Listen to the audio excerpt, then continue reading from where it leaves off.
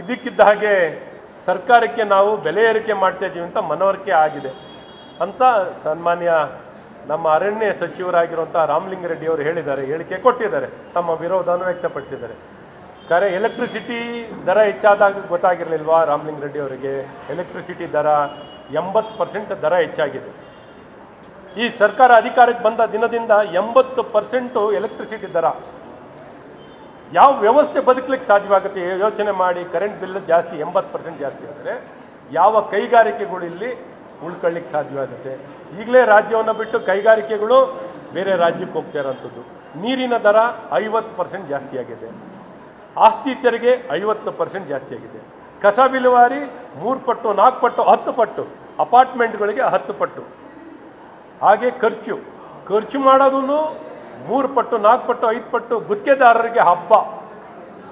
ಕಸ ವಿಲೇವಾರಿ ಗುತ್ತಿಗೆದಾರರಿದ್ದಾರಲ್ಲ, ಹಗಲು ದೊರಡೆ.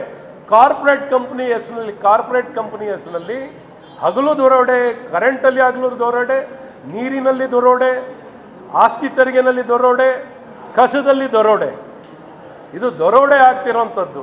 ರಾಮಲಿಂಗಾರೆಡ್ಡಿ ಅವರಿಗೆ ಈ ವಿಚಾರಗಳನ್ನು ಮಾತಾಡಿ. ಪಾರ್ಕಿಂಗ್ ಅನ್ನೋಂಥ ಸಮಸ್ಯೆ ಇಡೀ ಬೆಂಗಳೂರಿಗೆ ಆವರಿಸಿಕೊಂಡಿದೆ.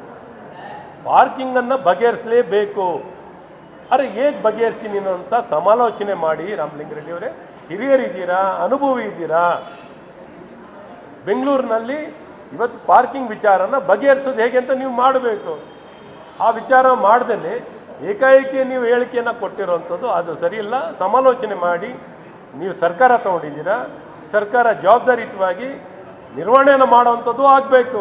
ಎಲ್ಲ ಬೆಲೆ ಏರಿಕೆ ಬಗ್ಗೆ ಮಾತಾಡಿದ್ದು ಒಂದೇ ಹೇಳಿದಲ್ಲ. ಗೈಡೆನ್ಸ್ ವ್ಯಾಲ್ಯೂ, ಪೆಟ್ರೋಲ್ ಬೆಲೆ, ಹಾಲಿನ ಬೆಲೆ ಜಾಸ್ತಿ ಮಾಡಿದ್ದೀರಾ, ರೈತರಿಗೆ ಏನಾದ್ರು ಕೊಟ್ಟಿದ್ದೀರಾ?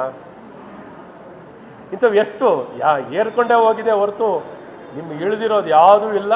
ಹಾಗಾಗಿ ಎಲ್ಲ ಗಗನಕ್ಕೆ ಹೋಗಿದೆ. ಈ ಗಗನಕ್ಕೆ ಏರಿಸ್ಬಿಟ್ಟು ಜನರು ಬದುಕನ್ನು ಕಷ್ಟ ಮಾಡಿ ನಗರ ಭಾಗದಲ್ಲಿ ಒಬ್ಬರಿಗೆ ಒಂದು ಮನೆ ಕೊಡಲಿಕ್ಕಾಗಿದೆ. ನಿಮಗೆ ಒಂದು ಮನೆ ಕೊಟ್ಟಿಲ್ಲ, ಒಂದು ಬದುಕಿಗೆ ಕೊಟ್ಟಿಲ್ಲ, ಒಂದು ರೇಷನ್ ಕಾರ್ಡ್ ಕೊಡಲ್ಲ, ಪೆನ್ಷನ್ ಕೊಡಲ್ಲ, ಏನೂ ಕೊಡಲ್ಲ. ಬೆಂಗಳೂರು ನಗರದ ಜನರಿಗೆ ಬದುಕೇ ಕಷ್ಟಪಡಿಸಿ ಬದುಕಲಿಕ್ಕೆ ಆಗದ ರೀತಿಯಲ್ಲಿ ಈ ಕಾಂಗ್ರೆಸ್ಸು ಬೆಂಗಳೂರು ನಗರದಲ್ಲಿರುವಂಥ ಬಡವರ ವಿರೋಧಿ ಯಾರು ಅಂದರೆ ಅದು ಕಾಂಗ್ರೆಸ್ ಅಂತ ಭಾಳ ಸ್ಪಷ್ಟವಾಗಿ ಹೇಳೋಕ್ಕೆ ಇಷ್ಟಪಡ್ತೀನಿ. ಮತ್ತು ಬೆಂಗಳೂರು ಜನರ ಬದುಕನ್ನು ಕಷ್ಟ ಮಾಡಿರೋಂಥದ್ದು ಯಾರು ಅಂದರೆ ಈ ಕಾಂಗ್ರೆಸ್ ಸರ್ಕಾರ.